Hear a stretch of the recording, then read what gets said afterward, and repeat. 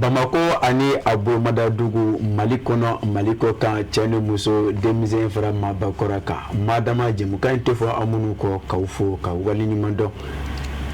kasangani au kadanya tali kada anka sangani watibe wala sa kasika au nyarafimbo kasangani Jemukan anyamadali Lala Kuyati. Samaira. Elisukoma. Ntera sira. Koni manturatila. Mashfeti. Biye alamusai. Kosobe. Jemukan ta sira fɛ bi ye dɔgɔkun laban ye n'i y'a ta k'a lajɛ ni y'an sigitɔ ye o jɛmukan kɔnɔna na o ye tiɲɛ ye Samaira k'i fo k'i barikada ka lamɛnbaajɛkulu fana fo k'a fɔ bɛɛ lajɛlen k'i bisimila u ka jabaramuso mandi kɔrɔ Fila TV kɛrɛnkɛrɛnnenya la u ka jɛmukan mandi sanfɛ ni o ye sɔgɔmadon ye i y'a fɔ cogo min na jɛmukan in kɔni a dabɔkun de ye ka se ka kanubagaw nisɔndiya ka kunnafoni fana d'u ma nisɔndiya in kɔnɔna na kunnafoni minnu bɛ se ka k'u bolo nafaw ye a y'aw bisimila Lala Kuyate o b'a to an ka taa ni jɛmukan ye a bolo cogo min na kosɛbɛ ka se ka jɛmukan kɛrɛfɛjuru ni k'a sɛnsɛn ka sanga ni fukuru bɔlen ye dabada la ayiwa Samaira an ka jɛmukan daminɛ bɛɛ lajɛlen kan ka o dɔɔni waati in kɔnɔna na o tɛ dɔwɛrɛ ye Tezara mɔgɔw kɔ barika da kan olu ye dɛmɛbaajɛkulu ye yaasa jɛmukan in ka se ka carin k'a lase diɲɛ maa ma o siratigɛ fɛ Tezara kun fɔlɔ n'u mɔden don an bɛ taa an ka technicien fan fɛ Mohamed Keita le maestro de la i b'o d'a kan le maestro de la technique Mohamed Keita ka fara El Hadji Musa Traoré Keita an bɛ olu fan fɛ ka Tezara kun fɔlɔ min ka sɔrɔ ka segin ka na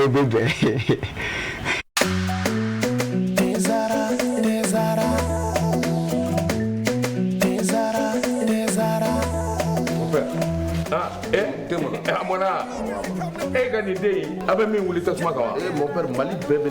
ni nɛnɛ bara ni bɛɛ ni nɛnɛ ni infusé ka ji kala k'a kɛ te kan o nɛnɛ tiɲɛ la mon père ni ka te jumɛn ani m'o gundo d'i ma Tezara mon père an bɛɛ bɛ ko kelen na sa dɛ ni y'a kumaba ye e fana kuna surprise kelen ni dɔn wa a bi yan a mangani sisan kɔni ye cogo jalo Tezara tew ka te de a bi san 30 bɔ ni tɛ wɛrɛ bɛ nin den u y'a dilan kura ye ka segin ka na n'a ye k'a kɛ nin goroko in kɔnɔ wa ne b'a infusé de min mɛ min bɛ yen i hakili to a la a bilenma o a jɛma o nin den ye tiɲɛ ye tew ka te sonsan bɔlen bɛ fali fɛ nka den tɛ jama jɛra ka duwa kɛ Tezara ye ma kelen ka danga mɛna diɲɛ Allah farafidenu jɛra ka duwa kɛ Tezara ye ma kelen ka danga mɛna mudun tiɲɛ ye Allah Tezara Lala Kuyate Samaira ni ye tiɲɛ ye kosɛbɛ ne deli k'o fɔ yɔrɔ jan in na ka fɔ manefin ni dɔnbɛni turu min ye ka n'o di dɛ n y'a deli kɛ dɔmalafili ye jɛmukan in n'an bɛ don o kɔnɔ min bɛ tali kɛ Tezara maaw ka duman na o kun fɔlɔ kɔnɔ o dana gosilen a dɔw la o de bɛ kɛ sababu maaw ka jɛmukan in a t'a fan dɔn o tɛ tiɲɛ ye ni o kɛra sa fana bɛ kɛ sababu ka an sɛnsɛn ka don hali bi jɛmukan kɔnɔ cogo min na an ka se ka sirajan taamani k'a nɔfɛ tugun n'an bɔra o la an bɛ ta min ayiwa n'an bɔra Tezara mɔgɔw la an ka clip du jour fɔlɔ n'o ye an ka seko ni dɔnko tigilamaaw ye an ka zigiri sorofe kɔnɔ an b'olu ka nɔbila de tugu ale la o fɔlɔ min b'an bolo ye Ibrahima Dumbuya ye Ibrahima Dumbuya ko laban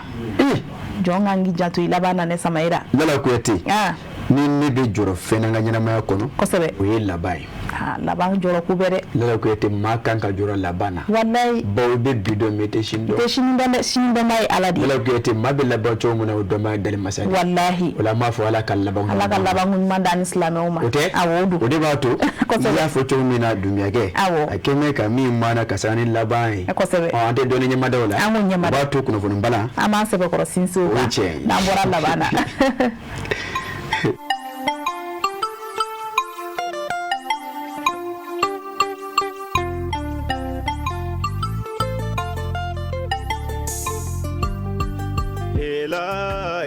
Allah Muhammadu Rasulullah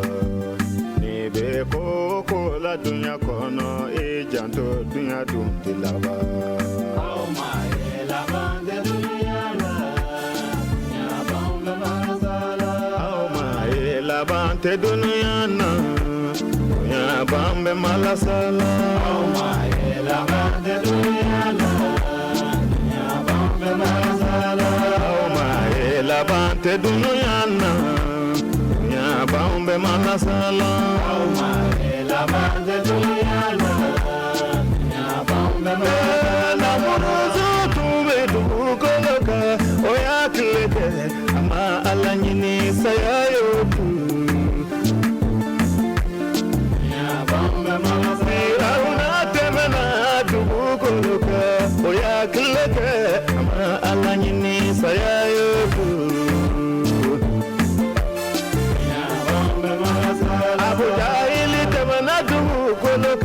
oya kileke umaso kirala sayayo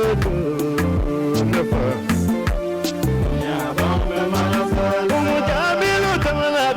koloka oya kileke ninga bakiyama sayayo ya bambe masala abula habi oni misalembe kapana alala ninga bakirala sayayo fukiyama ya bambe masala o kamane bola bante dunyana de duya bambe masala au mai la bante dunyana ya bambe masala ni na kola bante dunyana ayau kungojo akanne rahimana mulo balaga udo kumo wane bode la bate dunyana kani fo joni kani fo masake juye kani fo joni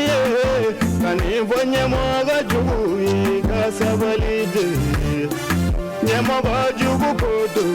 la bate dunyana au mai la bate dunyana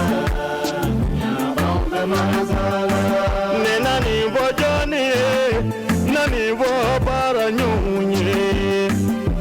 akanyogo dabali to bara daula la bat dunyana au mai la bat dunyana ya bambe masala nani vo jani nabi mi tutigi juye ija diga maraula ala nani vo jani neba fo musojuye furuje sunyeba wa furuje jamfaba musojugu ka kileuge labati dunyana au mai labati dunyana ya bambe masala ne mali ne doni ba uko anga jamana doni ba jugu ko lala kuyati ni munye dumegei ko laba ko maka joro laba wallahi ce lala kuyati ubo joro kumbode nyafu ye mesigaka ne yere meme mvuye inyere kindama mesira mlabanye ce sama ya joro la labambe joro ko mate ilabando ala de be jon labando ngori dugu se jeche ibsiga kefa ala bsegi labanye lema anganta ke here ya rabbi ama anganta ke here anganta ke here ngori dugu se jeche ala million chama shurana o ko ya labancho ko mai kan laba kenya ani jija kono kan to yaf mabra dal masaka shiraka ko tela ko no ya amina ya rabbi lala kuyati ako koni manivisi janvara ado la flen kono sigi bi jantola ni yachi ba foki e fanawa ngani machi ado le bela ko shila siyerema no fon bala be chokodi ai wa bi so marena na fongo ame adam le esorla na fo don tola na esorta ameta orphelina nyaber konna ala ka hinangam so gorba mana mali bibi sangu ni o ale ka orphelina o afatulen ko fe ni metalike amapu musula ulu bulu fara nyonga ta de meke ka nyeshini de mara roima awo lala kuyate akoni ye atakalage na kadiye afo nyonde me mali jamana kono lala kuyate o ye kewale ye mini o ye korlon koye ko lala kuyate ki mani vinyo mage kuma mina ni sebiye lala kuyate ko o kanu me ko sebe wala lala kuyate na mado fara ka ate fe Bambouila ako abena fo la kuyate o hakina nzebe ko rova meme agence malienne de presse et de publicité o toni mote amapiyewa olu muzola ka ufe ako hodo kuma ko ni ataka lage o ka e ambala ko juala kuluba mimbe e bitaleke o ka amical des femmes de la Mabula ka teme o ka manyama Maria Musa Murafe la kuyate fasiri ke ba mimbe telke saranje dumbiala ale kalamu kala sho dabajila kamno blake ako ni ataka lage nya fi to mina o ko ni flaka guna adama denya jidili ke wali no betale ke nyonwan deme barawla la kuyate Maria Musa Murani ajew o flako kede ako ka beri tarta don temene ya ankoro o wula kata orofilina nyamber la sibili ko ka ufi ako la kuyate mimbe bamago o fa ba kono ako ni ata ka lage o ko ni tara yaf mabala kata bunya ita kanyeshi ni de mara yorema on ka la kuyate o tigala ngolo matade ako ba utato uyu kongo famina o betale ke dala dumu chamana ko ma ko kit alimentaire munu famba o betalike makoronuna ala ko yate kafara o kan betalike jiu ali jila ala ko yate ulu fana kume ala ninga soraka abela jeni to tigani yak mabala envelope doyi ni ngone kasabe dobe o kono ako hakina mi ye ode kasika na demeta kanyishi orfel na nyamberma anda ma fulangeni munu ndo obuli dinda no munu ndo obulu la mona ala ko yate chugumna o kasika obulu mademe ulu la motogola ako amical des femmes de la mapu ayi ayira ka fo la ko yate ni ko ni ata kalage uluga ni kewali de mede do kanyishi ya mabala ni de mara yorema ako hakina ni ya ata ko foro barawi nani ala sonama anato sena ala bana kanyini albi tofe la ko yate ni madaka ke uluga ni kewali na madama blaje ne kasiga ajenero fi kasiga de meta kanyishi demje nunuma munu ni omani omabo ni okeneka oroso ni digu wa madama ni chugoya na ako de mekata kanyishi oma ako la ko timbetale ke anyama la bi mimbe ode umu mozon traore ale koni nusonya yere fe amasiga fe so ka foko ako ulu na kuma da ben mini do farle jamaka ba ko kamalin do kurana na kana fara jamaka ako la ko yate mimbe tale ke nina ako ni ngoni na keso babu ka ngoni babo ulu sina wa ajame ulu yi wa obefu takanyeshi amapu musola ka uma la ko yate ka magli tiki ka fo mimbe tale ke iyaf mabala nakadi orfin na nyamberi e dasira matomina atikbatigi wadi ala mahinyala ato muso ndogole mali bibi sango ko ale de ye atutige la ko te kabeni samba kili keme kono don bi on don ani sabo wati 1993 ako ame do na fo bi ako de ba fla ani duru bonyonko la ko te ulude be akono de munu kelinga na bela jine ni asomo do somo yo ofli do taye fate bate do taye la ko te nya foto mena afile no toro tomo ulude be yaf mabba de mara ren konna de ba fla ani duru 2005 enfants Samira ako ni yata kalage maro kachasa ulu ko lebe ndema yorena saranje dunya ale reka fola aiwa kasana ni amapu musulaka uluka deme Samira ame amapu musulaka ko nyena ni dimba maya sinye ni fasudi maya sinye ame oke demu yere alaka shini kene aduma alaka deme baka chama nyeshuma amen ola ame independanta Samira na independanta ni metalike Mali la sigidenso mbe Pretoria o Pretoria ka ofeno o marachugo o mi metalike ko sefa wari million ta ani kunkanfe o ko de ko ni nyama tunnu ni yoro ko folena Pretoria o be fan mefe Samira ne rekum na nyini ngali galama ni semela saw Afrique du Sud Afrique du Sud o Pretoria okay aiwa ni ma vle ko ni ma delegation fo ni ma vle fa ba de yi la ko yati nya fe to nani ne gata kabla kangelendo o de garawiye ako o de ba to angan senzen kado yef ma bala kuna fo gafe independant kana black kono ko kasangani o ka biboli nando na ye Mali jamana dancho sagano ko fe ama ko loro mi ka o de Pretoria ye ako la ko yati kasangani yef ma bala bureau du vérificateur général o lo ka chawye la ko yati o kelon ko fe kasiga zoro ke kanyeshi Mali jamana la sigide daga so mi be Pretoria ko fe la ko yati o ka i siga zoro bolani mi o de ka ira ka fo sefa wale million ta anu kunga fe ako a la ko yati o lo ko ni la fula o duna dun chokola mi moni nyema don la ko yati wa nyema fo maye ala ako mi metale ke vérificateur yaf mabala e vérificateur du bureau général a la ko yati kasangani avec le wolum vla samba flani mono wore la ko yati o koni koni ka jaabi dɔw madama o koni diɲɛ maa seeriya ka yira k'a fɔ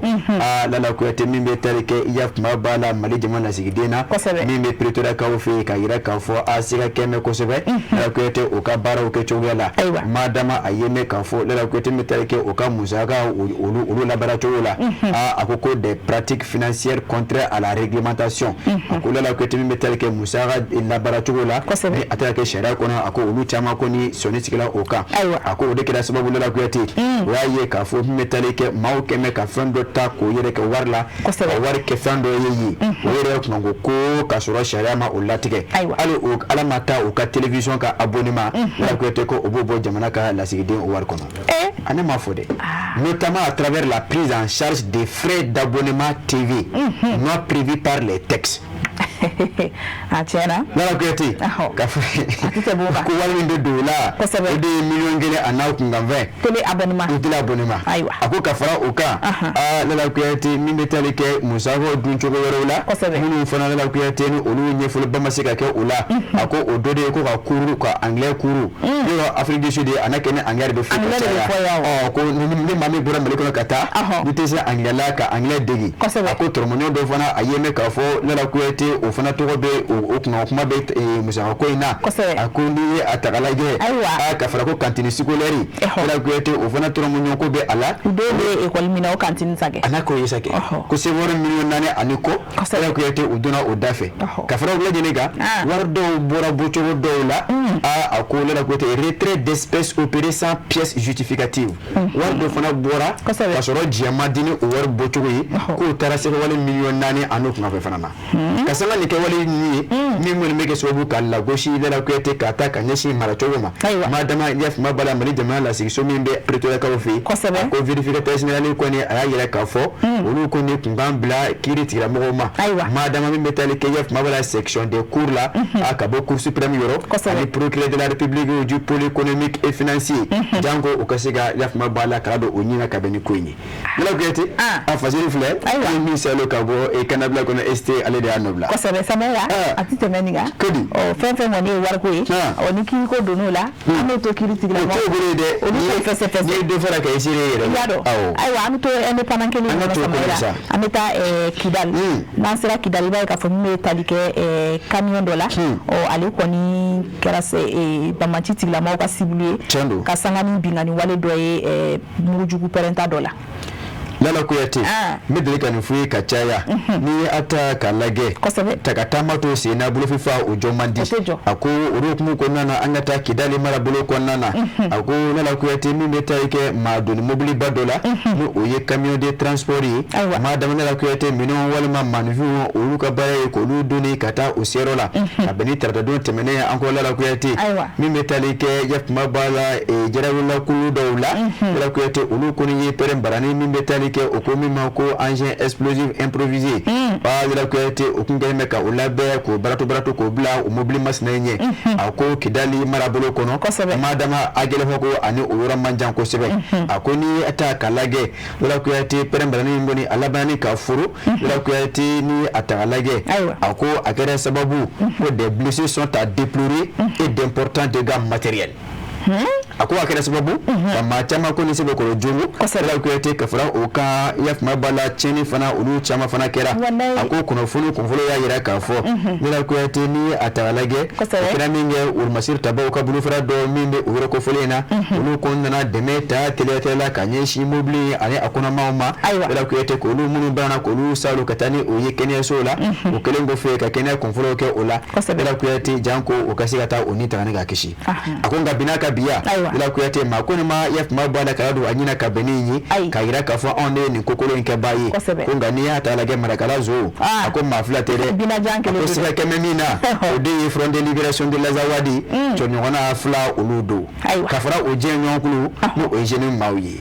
bon ko a ye mɛn k'a fɔ Lala Kuyate olu de ka lamaga o ka bon kosɛbɛ nin yɔrɔ kɔfɔlen in na a ko kuma ni kuma o kɔni bɛ taa ka u ka janfa jugu ta ka ɲɛsin mobiliw ma maa dama minnu bɛ lamaga kɛ nin sira kɔfɔlen in na a ko Lala kuyate rukumu konyana kasana ne kleta la banunu yi madama ni klela banunu yi mari jamana wala masuru tabaw o ko fana be la malama wala ka chaya yi ni ko fuli na la kuyate o ko ne bunteli da ya kuma bala dine fo mo jugu mauka ako garanga temi da baguluka baw kasana ni bone banfla chole o chama kuna o bula mayera o chama kemela hara dugulu nye ako kafara o kan masuru tabaw o kere sababu kasika perembra nu chama nga olu ko ni ye ni kasika usama kabo dugu jugoro sano o kapere la kuyate abla ijara ale da ya fasiri ani ni salo kabo kana bla kono sano o kabi boli aya samaira ame do ke nyoy alisa jamana ala ka kulusu amina ya rabbi nola ame bo ele pana ngono ka do nouvelle horizon kono mali unge ni dankura ko sebe obebe nando na am ta Tombouctou anga to mutu ko sebe bashite nan sirai ni talike Tombouctou marabulu nyamana o ale ko ni kelendo ka tabali ngosi asanga ni Tombouctou ko ni a dumun fo mboli ka ta yoro werula lala kuyate shedematigi o kafaride ni dona ka adola abinyana kika ni ya keto ye ka bolon fare nofe nyebere buglogi ona yikana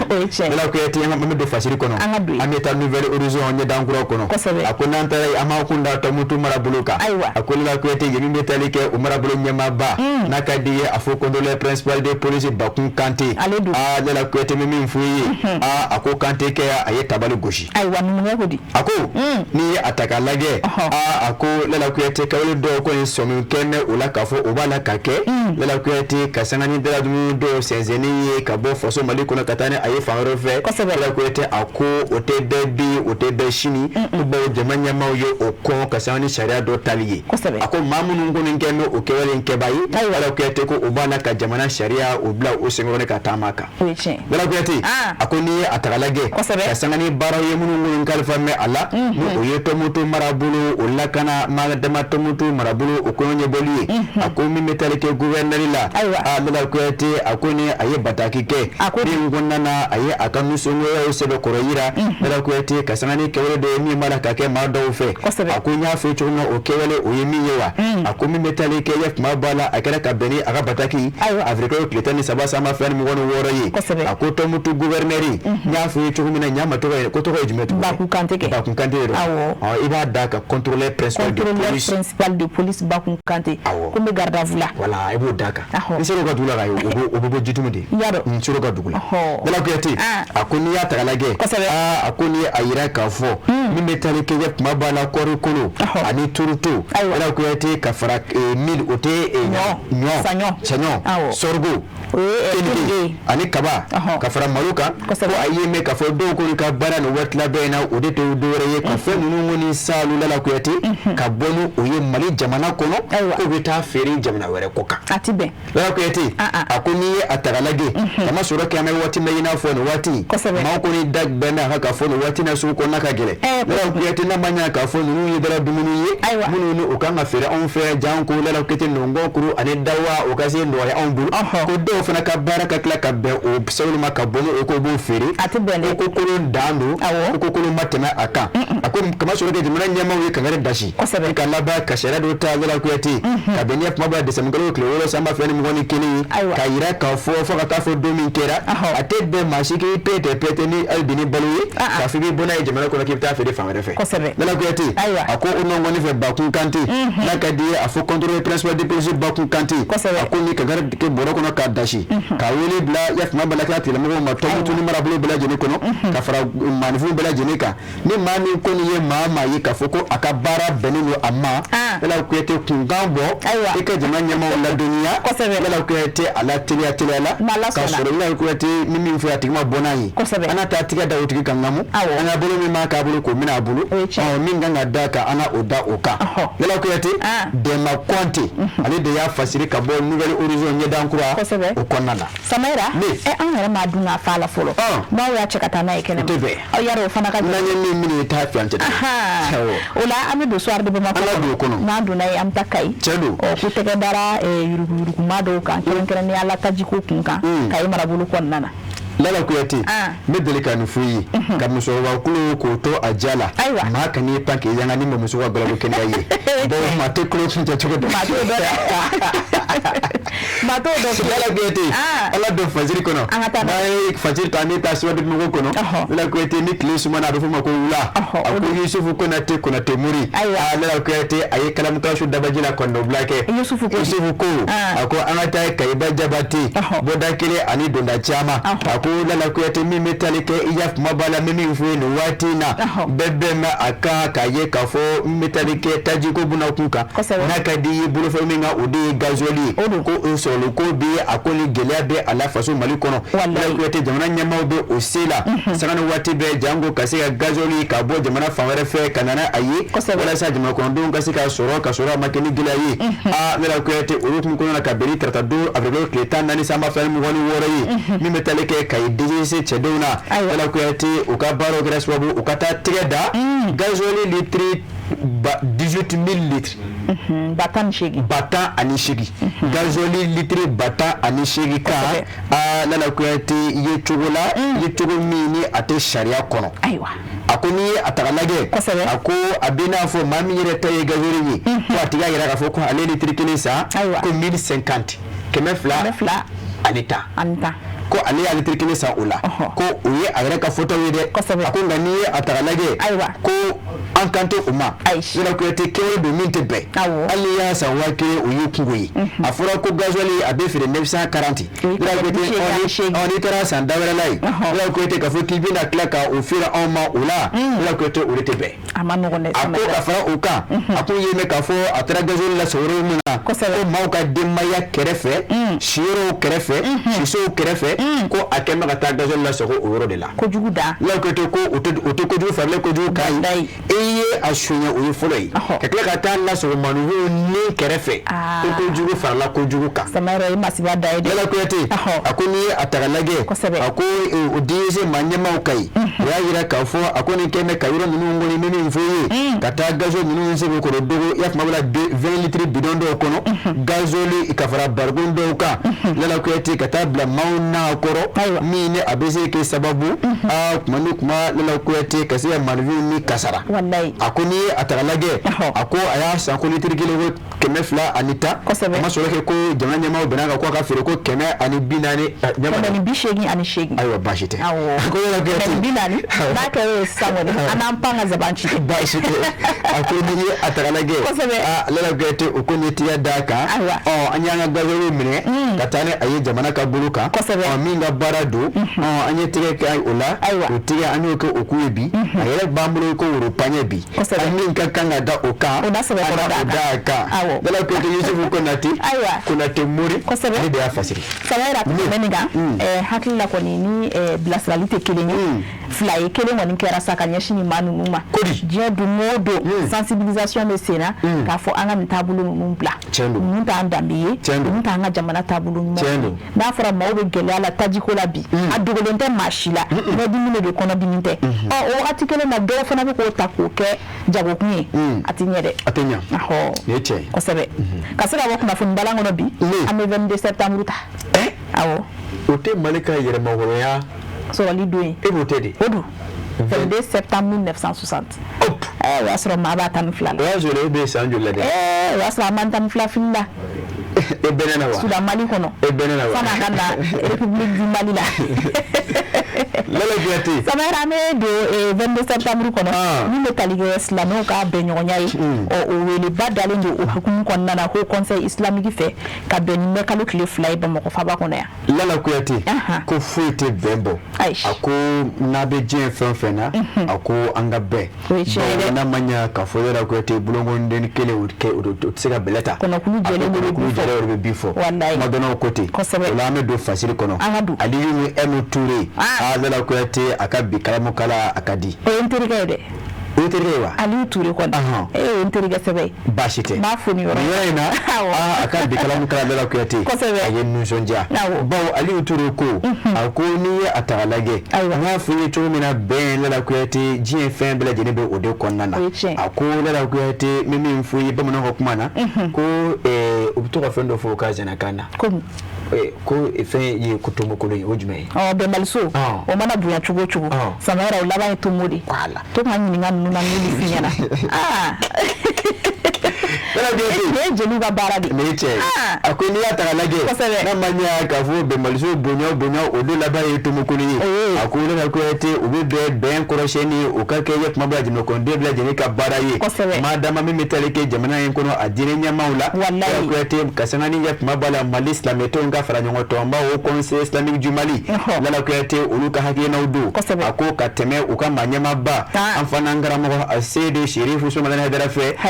lala ko ete ako no wati na uko ngeme ka do fa la mala mo ka ni ka jobe ka keshu anikli wala sa mali jamana jine nya mau mali jamana islamo mama bo mala lala ko ete ako anga faranyonga ka do dakelen fe ka bo dakelen fe lala ko ete wala sa anga siga yef mabala sikinyo ni manu ko kenyo ndafe ako lala ko ete ni minfuye kabini internet doni abrigao klitani sabasa ma fani mo woni woro ako mari jamana ministry mi kabaro beta kanyeshi dine ni bato baroma na kadi afa Dr Mahamadou Kone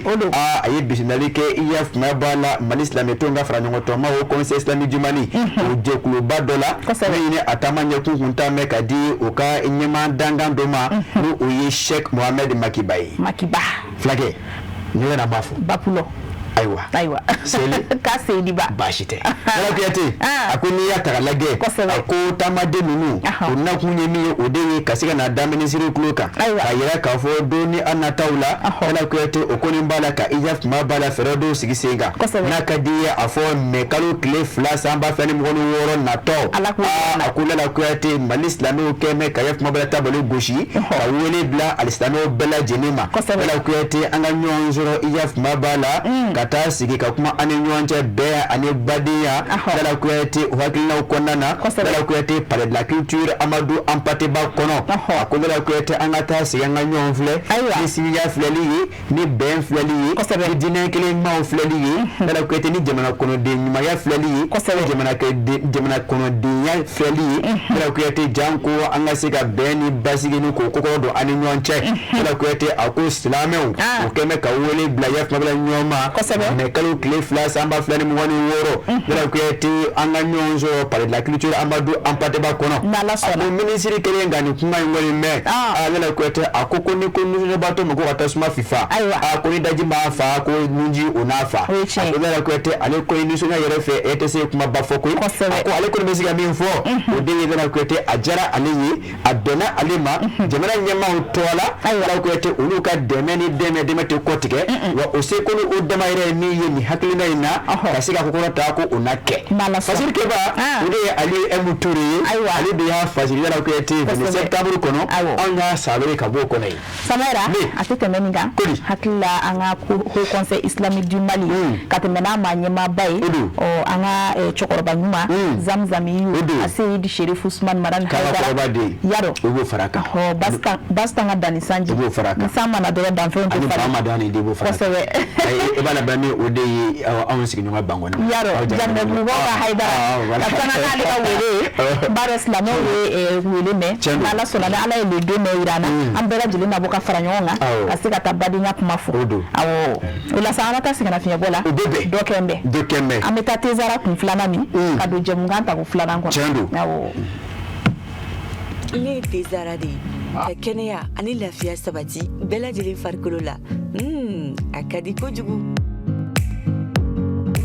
Nebia gɛrɛn baro bɛ ɲaga wa bɛɛ lajɛlen ɲɛda bɛ walawala n'u ye ne min kaban dɔrɔn bɛɛ lajɛlen bɛ nisɔndiya ne ko jɔn de star yɛrɛ mais aw ka kuma ka ca sa ne de ye star ye ne ka di wa n bɛ dumuniw timiya ne de ye lɛzara ye ne ka di denmisɛnninw ye wa mɔgɔkɔrɔbaw kɛrɛbɛ tɛ k'aw to ne mini na a b'aw kolo sigi k'aw mɔdiya o de y'a to ne ka di denmisɛnninw ye kosɛbɛ aw yɛrɛ fɛ jumɛn de ka di ani jumɛn de bɛ n'an cɛɲa ne de don tomate concentré zara ne kelen pe dɔrɔn awɔ nka an bɛɛ de star n'aw ko dumuni sanuman caman a ye tobiliko la sanbalaɲɔgɔn sugandi n'o ye zara ka dumunifɛnw ye a bɛ sɔrɔ mali feereyɔrɔ bɛɛ zara ye nouveau soleil SARL ka produit dilannenw ye Samaira mimi mvuyi kosebe ni nga visa ya kuma bala ko mandi mena bele ni nga usame ni mele ka blida o ma usame la chere la sanga na fio se bokoro boa shana foga ya se bokoro wala kanu boko ye famia soro bi kuna fon ko tabulu la ambi foki barka dawla awo apte meni ngaw ubatu kosebe ami ya kuma bala ubela jenefu awo ni wati na me fana ka ufu aiwa la ko yete jim ngambe flayde yaro awa mo focus kosebe ku fana ka ben so ma la ko yete ubatu nga dongo du kuma ngoma kono angadu la ko yete mimi mvuyi Kenyeba ni sira Kenyeba kosebe yoro Kenyeba be ka ambe na foko Kenyeba mali kono yoro te na flobe na kabo kosebe ngani nya fi ko kurande Kenyeba be dola wa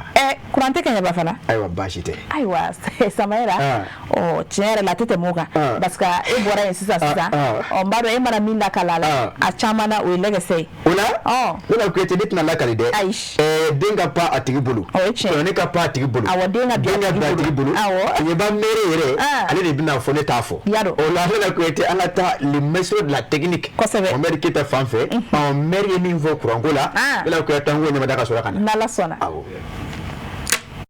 donc quand en 2023 la kana sisana courante Kenyeba o Kenyana ni sida mo ka laɲini doye ka foko u be fe jamana yɛrɛ ka bolo do Kenyeba kuranko kɔrɔ donc wuli ka jɔ kɛra o kɛra sababu ye ani sisan cɛ laɲiniw be senna ka ɲɛsi an ka jamana ɲɛmɔgɔw ma pour que jamana yɛrɛ ka se ka bolo do Kenyeba kuranko kɔrɔ donc a ko kɔni be senna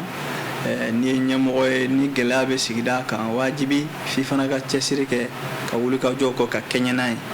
donc o cɛsiri n'o wuli ka jɔ kɔnɔna na ala y'a kɛ kuranko minisiri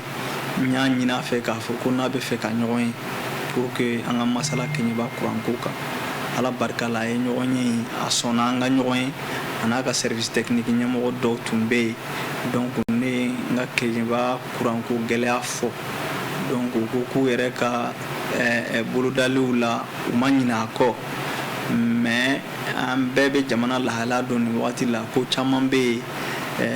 wagati dɔw la a tɛ se ka teliya i n'a fɔ an b'a laɲini cogo min fo an ka jateminɛw kɛ ka baara fɔlɔ minnu kan ka kɛ ka kɔn olu baaraw ka sabati donc yanni an ka se ka kuran sɔrɔ donc o kumaɲɔgɔnya bɛ an ni minisiriso ni ɲɔgɔn cɛ donc ni ala sɔnna donna nataw la an yɛrɛ kan ka ɲɔgɔnye wɛrɛw kɛ pour que halisa ka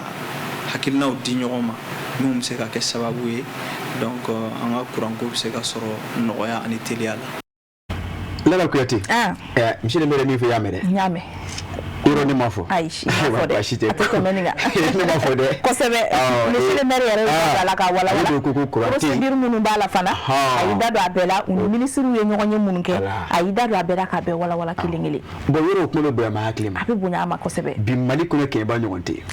wariko ko na kɔni. économie boostée la. économie boostée la Kenyeba ɲɔgɔn tɛ. Kenyeba ni fɔlɔ tɛ a tɛ kɛ filanan ye. a sous-sol kɔni. ayi Mali a enrichilen ba don. fɛn ko kuma kɔni bila. yɔrɔ. Lala Kuyate min ye kibaruya duman ye k'o fɔ i ye. Dramane Traoré message ci ma. ko a ye 1000 d'e ma ko a dira jansa ye. Samaira o ɲɔgɔn kibaru duman tɛ sɔgɔmada in na. k'i ka tɛmɛ n'a tɔ ye. yarɔ a fɔ dara ɲɛna non ko Bamadani den ko n bɛ ji min ka na sisan ko n ye ji min ka na ko morceau complet non ko n b'o bɔ bi. k'i k'a fɔ ko Bamadani den ko Hayidara ko Bayista Traoré den ko Hayidara ko Tamanikaw den ko Hayidara ko Kankakɔrɔba den Hayidara k'i k'o bɛɛ d'a kan. ko sirifuga ɲan ye bali k'o don dɛ. Dramane Traoré an b'a fo nin waati in na Banama place la ka fɔ Lala Kuyate jɛmukan in ka d'a ye kosɛbɛ o la an b'a fo ka wale ɲuman dɔn ka fɔ Lala Kuyate ni bɛɛ y'a kɛ darata ɲɔgɔnna ye. yarɔ ayi ni bɛɛ y'a kɛ darata ɲɔgɔnna ye an bɛ tilen ka jɛmukan gosi yan. an ka jɛmukan bɛ kɛ Bamadani den fasa ye yan o an yɛrɛ don sigiri bɛɛ la sa an kɔni an ta kɛ tanu ye wa ne tɛmɛ ni tanu yali maa tɛ ko cogoya dɔn o la Lala Kuyate u b'a to alamisadonyaw fɛ a bɛ se ka kɛ a kun kɛ bɛ tile fila dɔɔni a kun kɛ n'o ye sanga ni waatiw cogoya ye an minnu bɛ to ka ya kuma b'a la ka wuli ka don dugu kɔnɔ ka ka sanga ni ambarake no Safiatou Sidibé ale ka lamala ko yi ko musoya te mona yi musoya te abilama angoni ya kanu kama akli jigi bolen ngoro dola o de ye o te babara la o te babara na choya yi nanga ma ko rediffusion wala la ko ya te bi musoya te mona yi amita lui maestro de la technique fanfait et mimbo ni anga ngaso ko akina jigi yi na so la be sabati me anga onyama dani ngaso ka seka na la sona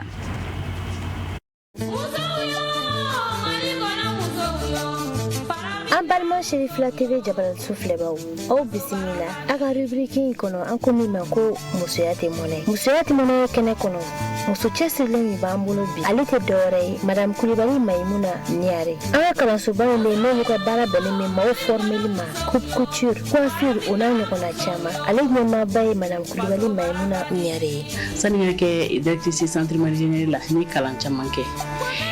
licence bɛ n bolo en marketing maîtrise bɛ n bolo en gestion d'entreprise sanu cɛ vu que centre marginal yɛrɛ ye entreprise familiale ye parce que cɛkɔrɔba de ka école suru n'o ye n yɛrɛ fa ye donc denmisɛnniya la an ma baara si kɛ ni baara in tɛ donc k'an to école la an tun bɛ na centre la an bɛ formation kɛ en même temps an bɛ école la ni vacances bila la donc kalan bannen kɔfɛ n kɛlen ka bac sɔrɔ n taara université la o kɔfɛ n ye kalan caman kɛ centre marginal yɛrɛ kɔnɔ ka segin ka na ka na n fa dɛmɛ baara in na pour que baara in bɛ se ka développer cogo min na a bɛ se ka taa ɲɛ cogo min o laɲini in kɔnɔ depuis 2012 ka na bila bi la ni directrice commerciale ye centre marginal la ne ma se jamana kɔ ka taa kalan kɛ c'est ma mode domaine kɔnɔna la i n'a fɔ ne ye coupe couture vu que o ye an yɛrɛ ka baara ye n yɛrɛ la dugu caman na ka taa dugu wɛrɛw ka baara in kɛcogo lajɛ ni baara in kan min ye Maïmouna baarakɛɲɔgɔnw ye bɛɛ lajɛlen y'a jira k'a fɔ Maïmouna ye maa ye kulon ni yɛlɛ ka di mɔgɔ ye nka ko kulon tɛ sɛbɛ sa Maïmouna ka baara kɛ waati o ni kulon tɛ jɛ abada baara ɲɔgɔn ɲuman de don ɲɛnawolo ma taa fɛ yen nɔ maîtresse ni maître la bɛɛ de ye kelen y'a bolo tuloni yɛlɛ de b'a fɛ n'a nana a b'an bonya a b'an karama tuloni yɛlɛ de b'a fɛ ka ɲɛsin bɛɛ ma ni baara wagati sera i k'a ka baara kɛ ka ɲɛ o de ka d'a ye don dɔ la sɔgɔmada fɛ ne ye retard ta ne ma na donc ne kun taara ni bamuso ye dɔgɔtɔrɔso la ne hakili bɔra k'ale wele ko a ka permission ta donc a nana a ma ne heure kun tɛmɛna a dira yɛrɛ dɔɔni ne kuma bon ne ye Madame Kulibali yɛrɛ dɔgɔmuso ye mais baara kɔnɔna na sɛbɛ b'a la dɛ parce que ne yɛrɛ hakili b'a la formation dɔ diyara ne ɲɛna parce que ne yɛrɛ bɛ maquillage formation de kɛ mɔgɔw kun an ka école la donc ne y'a décidé ne y'a fɔ ɲɛna ah madame est-ce que an tɛ essayer ka taa Sénégal ya a ko ne ma problème t'a la ne ka billet aller retour bɛɛ ta an taara Sénégal donc an taara Sénégal fɛnɛ n'anw ye mɔgɔw sigilen n'u bɛ baara la dɔrɔn ne bɛ taa n sigi kɛrɛfɛ a bɛ boli biribiri a bɛ téléphone ta a fɛ mɔgɔw filiwe a bɛna fɔ Tosi wuli de e tɛ mɔgɔw la baara la yan fɛ ne b'a fɔ e ma ye 6 heures de bɛ a tɛ sagoya a taa ne tɛgɛ sama ka na ka taa ne bila ko ne ka photo ta ale maquillage bi kɛ cogo jumɛn ale étape par étape u bɛ ka muso siri cogo jumɛn a vrai dire a ye courage don ne na ne yɛrɛ taara Sénégal ka segin ka na ne sera n ka formation na wa ne nana formation kɛ mɔgɔw kun vraiment a diyara n ye Maïmouna ko musoya tɛ mɔnɛ ye ka da a ka wulikajɔ n'a ka cɛsiriw kan a ka cɛlasigi baaraw o ma se ka Maïmouna bali a ka kɛ kɛ n yɛrɛ ye magoɲɛbangana dɔ ye bon alhamdulillah ne ma o gɛlɛyaba sɔrɔ n ka baara in kɔnɔ parce que n'i ye muso ye n'i y'a bila i kunna k'i ye muso ye a bɛ i jɔ n'i yɛrɛ la i ka hakɛ kɔnɔ donc a bɛ ne kunna cɛw bɛ se ka baara o baara kɛ ka nafa sɔrɔ u ka entreprise kɔnɔ alhamdulillah ne bɛ se ka o fana kɛ ka se ka nafa lase n ka entreprise ma cɛya tɛ k'a fɔ ko cɛw bɛ se ka taa jusqu'au bout dɔ la k'anw musow ka limite don o la o sira o sira bɛ na n'i ka baara ɲɛta ye sira o sira bɛ na n'i ka baara yiriwa ye n'i wulila kana jɔ i ka musoya la dɛ i bɛ se ka san sɔrɔ n'i ye i dusu ta ka i nin d'a kan i bɛ taa ɲɛ yɔrɔ o yɔrɔ ka di ye donc musoya man ka frein bila adamaden ka diɲɛlatigɛ la i ka yeta la k'a bila dɔrɔn ko ne ye muso ye hali n'i y'a ta k'a lajɛ denmisɛnnin minnu na kalan k'anw fɛ yen centre marginal la 100 sara la 90 bɛɛ ye muso yɛrɛ fana n'i bɛ dɔ sɔrɔ i yɛrɛ alhamdulillah i bɛ caman ɲɛ i yɛrɛ ye i bɛ caman ɲɛ i somɔgɔw ye ne ka baara kɔni kɔnɔna la n bɛ se ka fɔ n ma gɛlɛyaba sɔrɔ k'a ye k'a fɔ ko n ye muso ye ko n jɔnna yɔrɔ dɔ la ko parce que ne tun ye cɛ ye n kan ka kɛ ten non vu que ne ka entreprise ka ca parce que centre marginal ye fo 7 bamakɔ yan yɛrɛ 6 bi yan mais o t'a bali a entreprise kelen o kelen dɔgɔkun kɔnɔ siɲɛ 1 siɲɛ 2 n bɛ taa n sen jɔ ye u ka baaraw kɛta lajɛ furu man bali o la cɛlasigi baara man bali o la parce que ne fɛ o ye adamaden ka programme de ye quoi adamaden ka programme de k'i ka vie kɔnɔ ne ka activité ye nin kan ka nin kɛ kan ka nin kɛ mais n'i y'a bila i kunna ko n ye muso ye n kan ka nin de kɛ o bɛ n bali nin na a bɛ na ni gɛlɛya ye donc ni femme au foyer en même temps ni entrepreneur yi ma gele a fuso ali nga activité à la maison ni re binga bala beke kan so na mi ju beke so ma so ba kana bare wala la fin ni signala ta ni ta nga dum su baro be entrepreneur ni sira bloradi mais ni sira so ni femme de ménage de femme au foyer ni wele kame maimuna bolo kanyeshi musola kauma ore wele kame mele bodo ka fo an balakaw bɛɛ lajɛlen n baw b'o la n kɔrɔw b'o la n dɔgɔ b'o la k'a fɔ ko musoya tɛ mɔnɛ ye musoya man kan ka mɔgɔ jɔ i yɛrɛ la musoya ye fɛnba de ye fɛn min tɛ bolo kɔfɛtɔ fɛn ye an y'a ye tɛmɛnenw na jamana dɔw kɔnɔ musow de kɛra u ka jamana ɲɛmɔgɔw ye donc o b'a yira ko cɛw bɛ se ka taa yɔrɔ o yɔrɔ an musow bɛ se ka taa yen an kana limite don an ka hakɛw ɲini yɔrɔ la donc an ka hakɛ ye fɛn o fɛn ye an ka courage ta an ka dusu ta an ka bolo ɲɔgɔn ma an ka fara ɲɔgɔn kan i kana to sokɔnɔ sigi ye mɔnɛba de ye ka don muso la n'i bɛ dɔ kɛ i bɛ dɔ sɔrɔ i yɛrɛ surtout bolola baara a tɛ sɔnni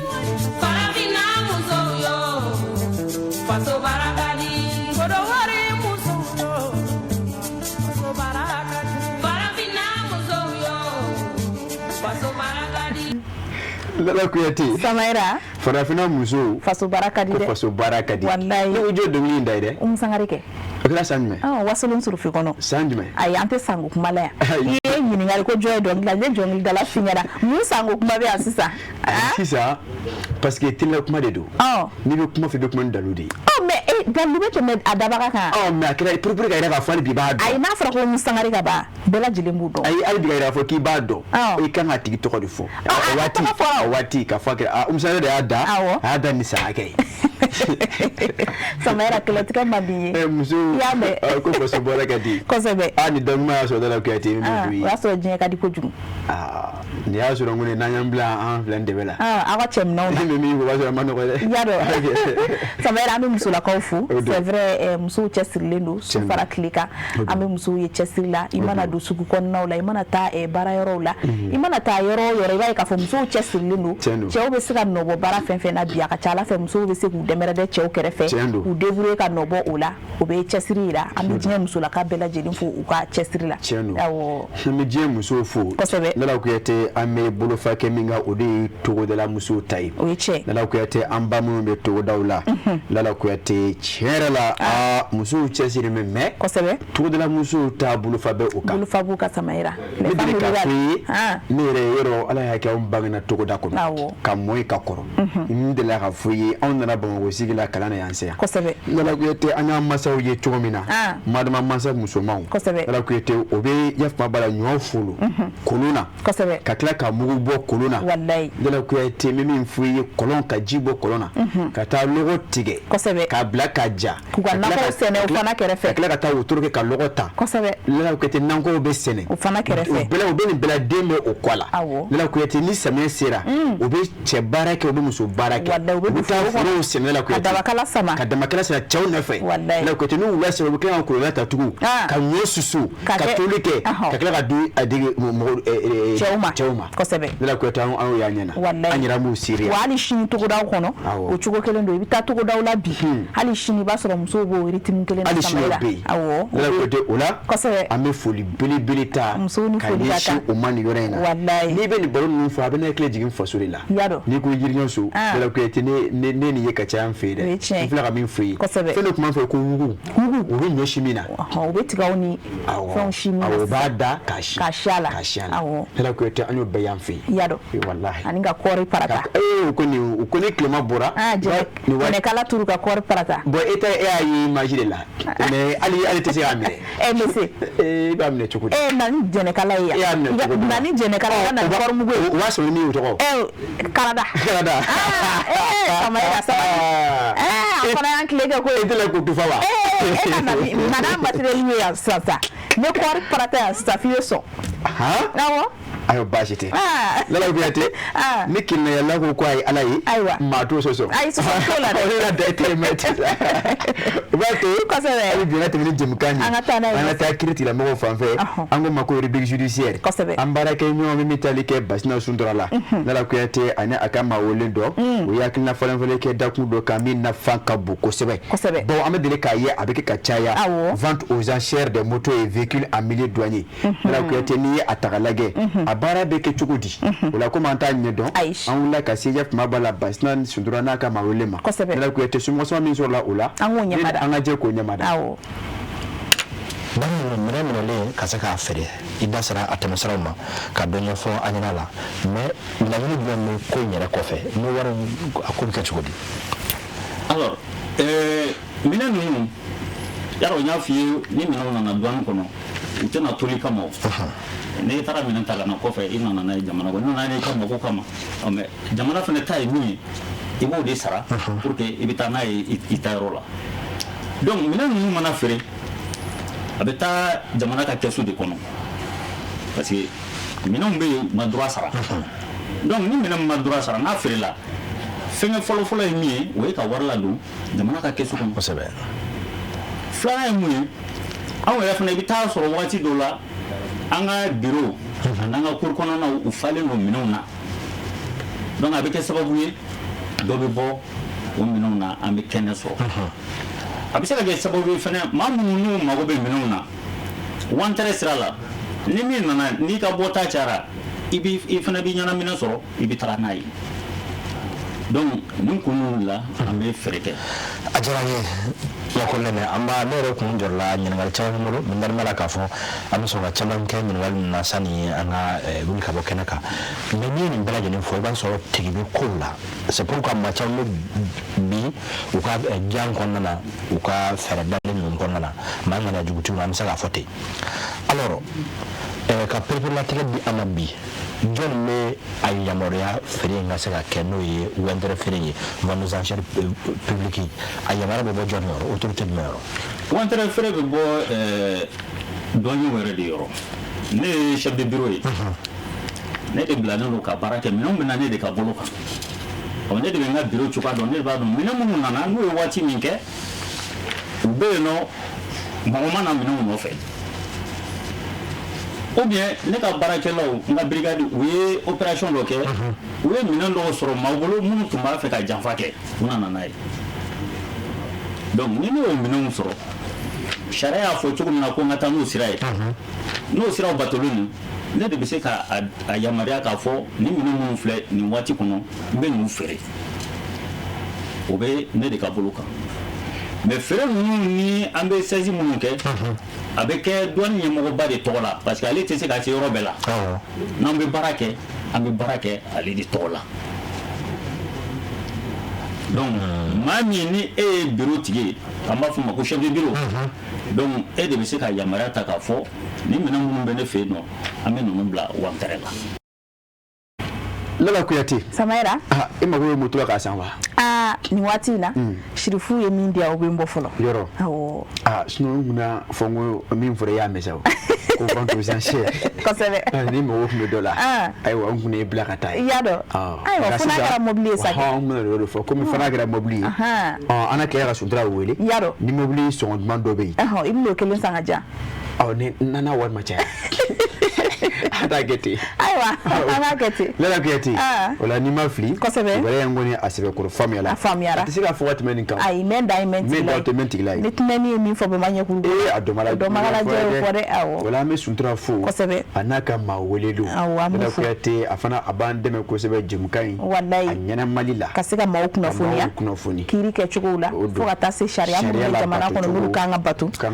awɔ a b'an ka téléspectateurs ladɔnniyaw la kosɛbɛ a jɔyɔrɔ ka bon la kosɛbɛ Lala Kuyate waati b'a la ka se dɛ waati sɛbɛkɔrɔ sera tiɲɛ yɛrɛ la yarɔ an fana bɛ dɔgɔ furancɛ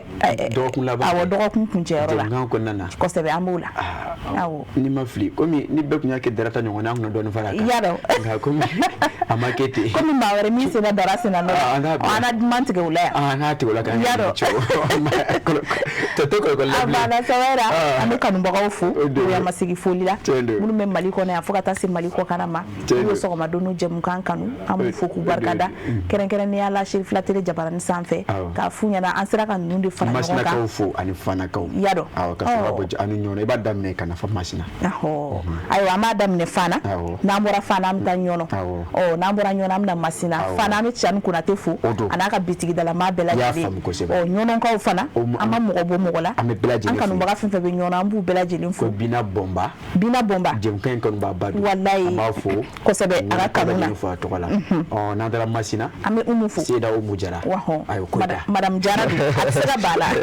ame madam jara fu ka fu pharmacie mono ino ka kanu baga befu bamako kono bamako ko ka fen an kanu amufu ka foni dogo kun kono ansera kan mundi fara nyoko ka kuna fu na ni sondi ala kala suma o nala e dogo kun were yirana no etene were uni aw ami nyoko so rani kene kele ka kuna fu ni awera munu mana kambulu amena uda upuluka lala ko yati ki yira foki wali mando ka fo bara adamna na chogomina ala sona akala tika kona afurlati akera nusunja ani farfuno kono lala ko yati kanumba oye yafma bala o gerezege so lala ko yati foto kuma ba hakili o de ba to dafa ba to lala ko yati ki yira foki wali mando sesiri ani jijala ani bara kanu mi yerela ka fo lala ko yati mi mfuyi ala ki bolo mala ala ki nafana bola lala ko yati mi mfuyi ida ala ki korani dai lala ko yati mi mfuyi tige o ye farkulo do yi lala ki shibro di mito lala ko yati ala ka annafana bola lala ko yati ka kanu ba chamani musumafo maliko na ani maliko ka lala ko yati mi mfuyi ama mabo mala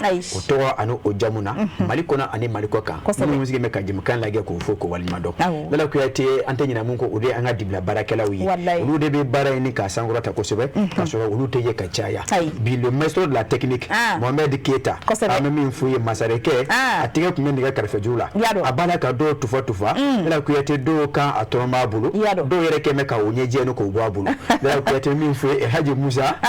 bala ko bala be ka bonjugu ni ye ngani te daka saraka do jali mare ko te bala kuma krefe abonya fo bala nyazir bu ko ka bala Haji Musa bala Traoré ale kuma krefe lala ko te ka siga jofra nyonga ne ka chari jembe ka so o ye kuma bala kulubali masasi no o shaka kulubali ka bo fana jien ka ofe ka fa chara fo lala ko te ka je ka ofo shaka chwala bala jeni fo maliko na me ko kan la ma bashike sebe ke jemga inga ni shu janfara ni tene 10h 11h na ama bashike na nyon sura ya nga ko ko dangana ala ko yirana ala ka klihere dama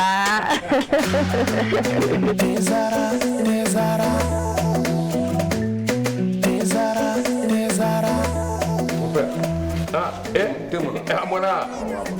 gani dey abe min wuli tasuma ka wa mon père Mali bebe ni lele bara ni ni infusé ka jikala ka ke teka unene Tiens là mon père Nika. Dites-moi, Ali, moi kundo diba. Te Zara. Mon père, am bebe ko kele na sare. Ni akuma bae. E ni do na surprise ki ni do. Bien. Mangani. Sisan wani yete ko jara. Te Zara. Te o katedi. Abisa mbisa babo. Ni te wore be ni ndi. Ya gla kura ka sagi kana na ka ke go go. Wa ne ba infusé de mi ha. Même bien, il y a que quoi. Appelez-moi ou à on est dédié. Tu as caté. La higa. Vous me faire faire. Regardez. Jama jara kadua kete zarai. Makele gadanga mena buduji.